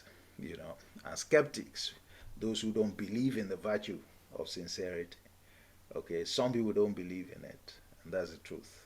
But those are not people to hang around with, because ultimately they will influence your thinking, they will tamper with your mindset. And wrongdoers, people who just will not do it, they just won't do it. They don't have the capacity to do it. They want to continue doing things, the way they have been doing it, and they don't see anything wrong with, that hypocritical lifestyle. And then, of course, discipline. Discipline is always key to anything. It is the key to consistency. You want to stay with something. You want to be known for something. It always requires discipline. It always will require discipline. Without it, you are bound at some point to derail. And the reason is that every time you want to embark on a transformation, there will be challenges. All right, and you are going to face some obstacles. The old way doesn't want to easily give way to the new. So if you are not disciplined, and part of that incorporates persistence, just staying with it, endurance. You will find that at some point you will forget your plan, you will derail. Before you know it, you go back to the lifestyle of hypocrisy, and it will be all business as usual. And then I think you also have, love is another thing. Love one another. I wish we could spend time on that, but maybe I'll talk a lot about that over the course of the 5 days. One of the sessions I'll talk about, the power of love, and how this checkmates hypocrisy. There is no hypocrisy in love. When somebody has a heart or a mind of love, the person can be caught with hypocrisy, because the sheer definition of love involves being mindful about what you do to others, and never wanting to do something to others that you cannot take. You would rather they do something to you that they cannot take than have it the other way around. That helps a great deal to checkmate any, potential slide into hypocrisy. Once you can develop that kind of heart. It helps to seal every other effort that you um, are putting, that we have, identified. Of course, training is important, and it may sound interesting, so how do you train on, these kinds of issues? Yes, you can train. There is transformational training, there is learning experience, there is sitting down with people, who are interested in the same subject and walking through some of these aspects. I mean, from persons to persons, there are different things that you will deal with. We have seen the list of how the manifestations of hypocrisy, and if you apply it individually, what I am grappling with may be, different from what you are grappling with. Yes, both of us may have hypocritical tendencies, but we may be dealing with different things, and those things may be explained by different things as well. So that's why you need, training. And again, we have a program, to walk anyone who is interested, through that. Leading Without Hypocrisy is a program that over 12 weeks we can walk through that, deal with your current status, develop a roadmap for change, and a tracking system to ensure that you stay, on course. And I think this is lastly, you may want also to establish a relationship with a coach, to set up some kind of early warning system, somebody who can look from the outside into you, and help you to keep on track, to identify those hypocritical tendencies, and to keep, on track, and help you to move into, a more a sincere sort of lifestyle to achieve that benchmark of uprightness, that keeps you far from, hypocrisy. Those are the various ways by which one can address that challenge. So, next steps is to check yourself out. You have had a couple of things, you know, appraise where you are, and if you need help, you can book a call with me, and we can, privately run through something along this line. Uh, all right, you know, and that would be the kind of process that will follow. Um, you book a call, we fix a time, we have a session, could take up to an hour, and just have discussions about your issues, how you operate, where you have concerns, and we'll try and pick up, if there are, what we find by way of a discovery report, and then it will be indicative of remedies that you may want to take, or you may, need to take. And also, you can register as part of the next cohort of the Leading Without Hypocrisy program. Typically, like I always say, we like to keep the size of the class to a maximum of 12, really between 10 and 12, so that we can place very close attention to the individual groups. And that you can do by expressing interest, and we'll run through an assessment with you to know how suitable you are for that program. You can then enroll and subsequently attend. Um, and so it will be something like that as well, a diagnosis of the challenge that you have with the kind of lifestyle that we have talked about so far. Help to develop, through that process, you will develop a transformation plan, and then, of course, a plan for execution, And then after that, in the course of implementation, track, appraise, and fine tune as you implement. And the program has that kind of time commitment for those who may be interested. Um, just 90 minutes once a week, a live session that I would take myself. And of course, over the period of 12 weeks, this will be a lot of detail. But a number of the things that we've glossed over today, we'll treat them in greater detail. Try to apply them individually. And then there will be cohort group sessions where there will be discussions within the group. And then each person will have the privilege of 30 minutes one-on-one coaching with myself, and also uh, guided practice assignments and homework. And I think that's it for the session today, Haunted by Hypocrisy. Once again, thank you very much for listening. Thank you for your contributions. Thank you for joining us for this discussion.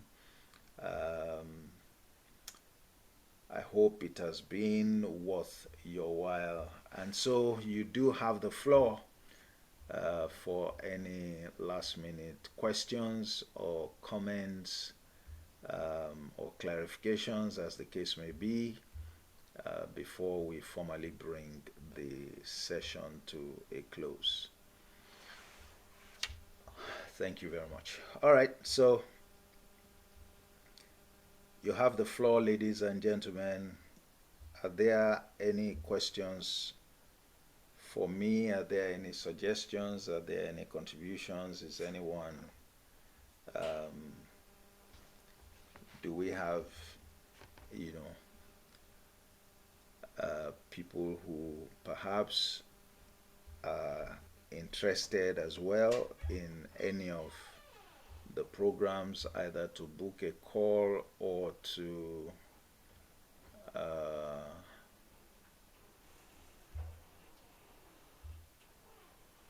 explore any of the options that I have listed. You may want to just speak now or make a note before we bring the session to a close.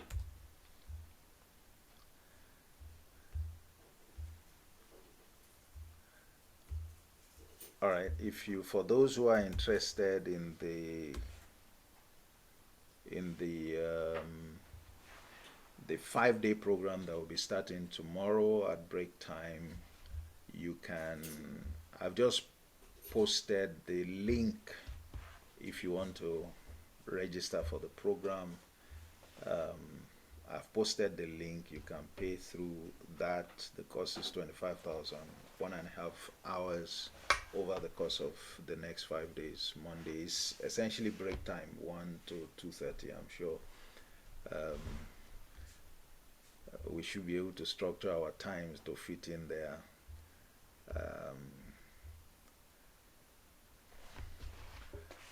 Okay, so are there any questions, any contributions, any last words? Or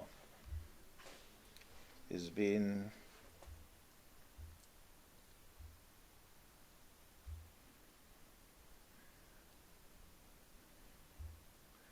do we have the privilege of feedback from the class, or you just want me to go right ahead and close the session?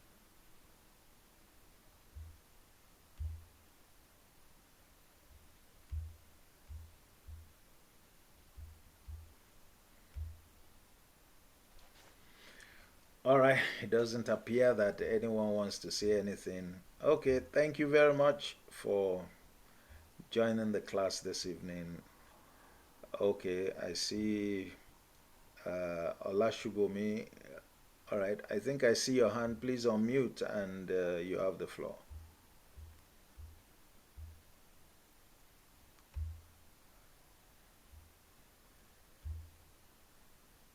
Hello, Olashubomi, can you unmute? I thought I saw your hand.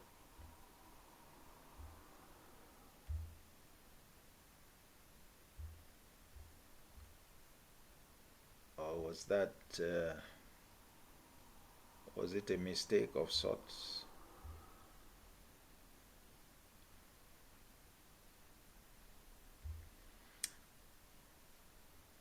Oh, finding it difficult to unmute. Let me see.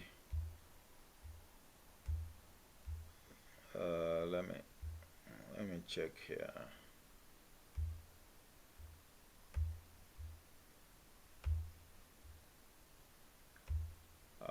I think the challenge must be from your end.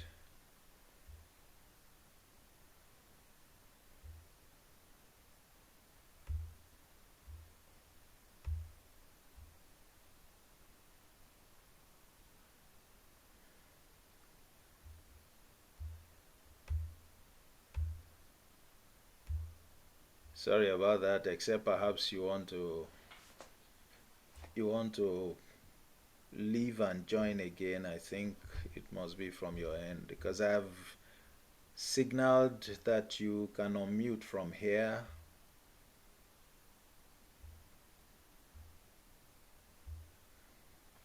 Or perhaps you just want to type your comments in the chat.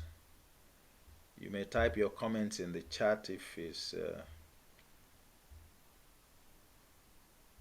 okay. So I'm on the lookout.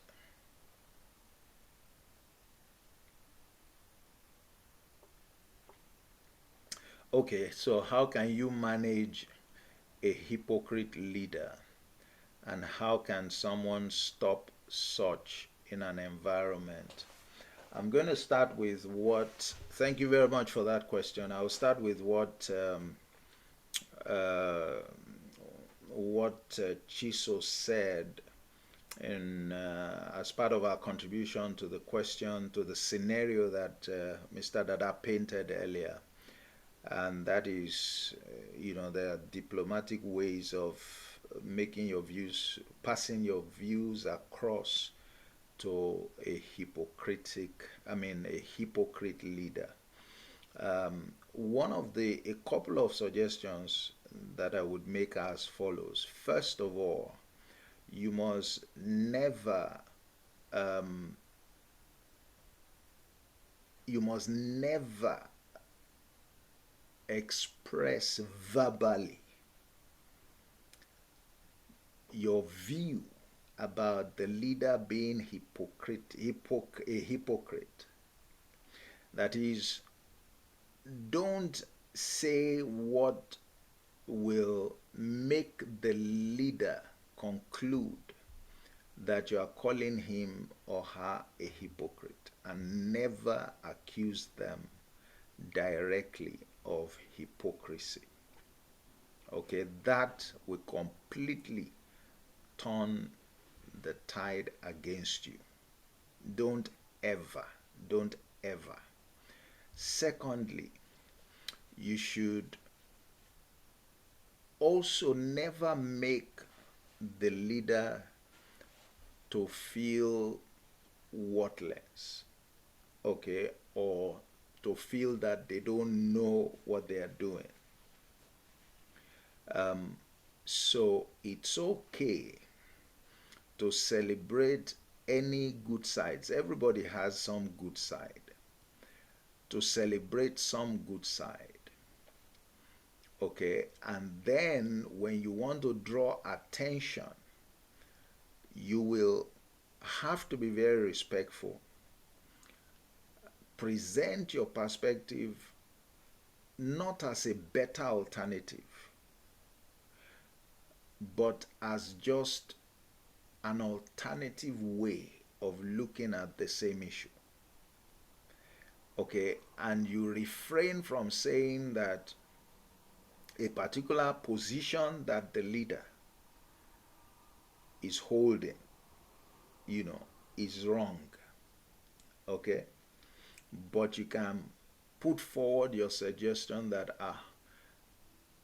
what is being said, okay, you understand it, and even if you think that there might be some issues with it, but perhaps also these alternatives should be considered. That you will think, if you did this, if you did this, if you did this, it should help to achieve this benefit, that benefit, and all that. That's part of the diplomacy that Chiso was talking about. Um, it's very important how you put your words across. At times, you may restrain from putting your alternative view across when everybody is there, so that you don't make the leader feel uncomfortable or feel disrespected. Okay. But outside of that immediate environment, once that session is done, you should look, it would be a good idea to look for a private time where you can meet with the leader and try to express, again, very respectfully, in very carefully chosen language, okay, um, what your view is. Those leaders are also sensitive to your choice of language, and when they see that you are choosing your language very carefully, they perceive that you are trying to make your point, without disrespecting them, or while still honoring them, and they appreciate that. Okay, they appreciate that. Those are some of the sentiments you have to play up, um, when you are dealing with those kinds of leaders. But they are not people that you want to struggle with, because they can go to any extent. They don't have a lot of shame. All right, so if you are hard with them, they can be harder against you, because they don't like to be told that they are wrong as well. We have said, they like their voices to be heard. They like people to celebrate them. So you have to deal with them, you know, um, very carefully. And but you must not be tempted to toe their path of eye service, because it's dangerous. And if you have used some of these opportunities, the other thing is that you can also look for some people, even hypocritical leaders listen to some people. They do access truth from certain kinds of people. And one of the things you can do also is to look for those people, and to walk through those people, because those are people who may not have anything to lose, speaking to them, and therefore they can talk to them anyhow. But moreover, those people are respected by those, hypocrite leaders, and so you can use that to get leverage, um, in dealing with them. And so I was going to make a final point that if you struggle with getting your genuine and sincere views across to a hypocrite leader, please don't wait too long before you get out of that umbrella. Otherwise, it will harm you as a person. It will harm you. Um, and for the reasons that we have painted, you know, you will be affected. The more you stay, the more you have to bend backwards and walk with their rules and live up to their own expectations, which will clearly be contrary to how you want to live, your own life. So that would be my, that would be my candid advice, on how to deal in those kinds of situations. All right, I hope that is helpful, Olashubomi. Sorry that you couldn't unmute yourself.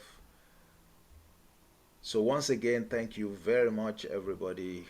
Enjoy the rest of what remains of your um, Sunday and weekend.